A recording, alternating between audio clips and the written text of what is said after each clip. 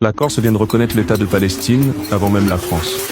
Mais comment une région peut-elle reconnaître un État souverain?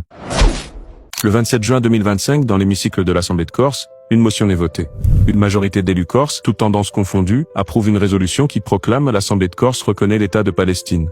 Dans les textes, cela ne change rien. La diplomatie reste l'affaire de Paris.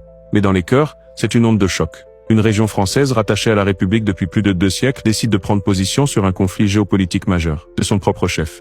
Ce vote ne tombe pas du ciel. Il intervient après des mois de guerre à Gaza, des centaines de milliers de morts et des débats passionnés à l'Assemblée nationale.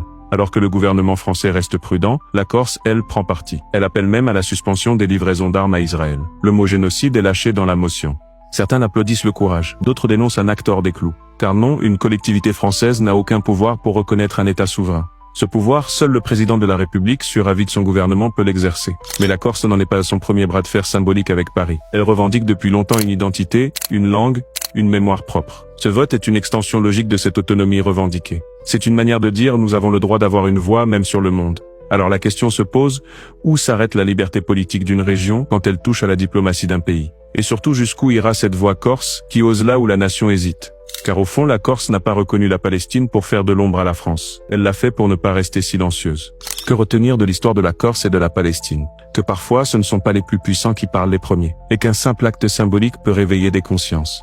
La Corse nous rappelle que le courage politique ne s'écrit pas toujours dans la capitale d'un pays. Et souvenez-vous, l'histoire n'est jamais blanche ou noire, elle est toujours grise.